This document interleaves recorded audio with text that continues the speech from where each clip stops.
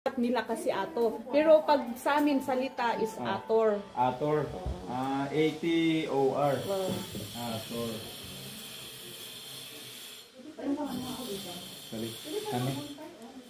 Tanungin mo pa si mga ate. local mga culture na. Tanungin mo si ate yung mga culture dito ba?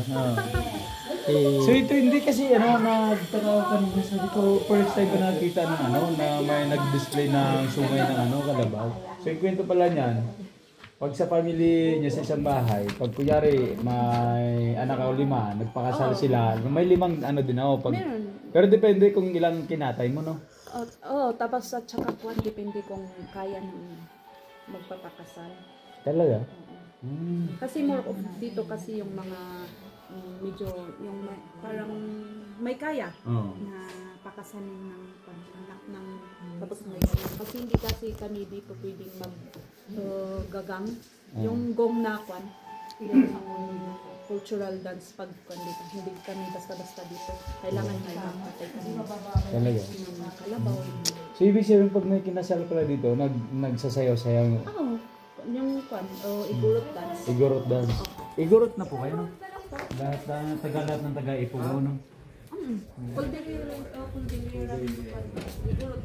Lahat ng basta kuldilira. Kasi kita masaya ko.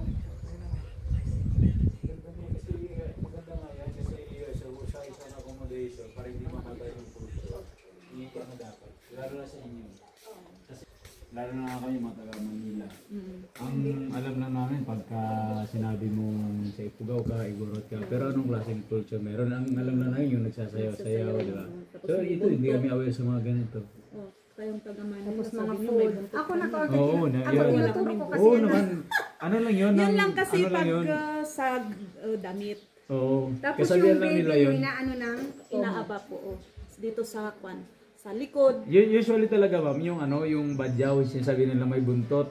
Hindi. Pero hindi naman talaga totoo yun. Ay, nasa ano yun, Araling Panlipunan na libro, tinutulong ko po. Kaya nga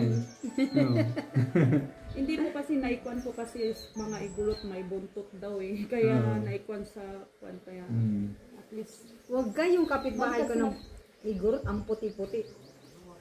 Akala mo Japanese. Ma'am, yung mga taga Benguet, mga taga dito, iba yung putis nila. Makikinis. Hindi maputi talaga. Mayroon na yung itim. nila, mapuputi. Karamihan naman Kadalasan. maitim. Yung kapitbahay ko, kasi mostly maitim sila. May maputi talaga dalawa. Lalo na yung sa sa Mount Pulag, yung mga tao doon, parang parang mga Korean yung yung balat.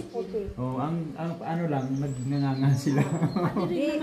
Ano nila yan? Culture nila yan. Kasi nga gawa ng lamig din no?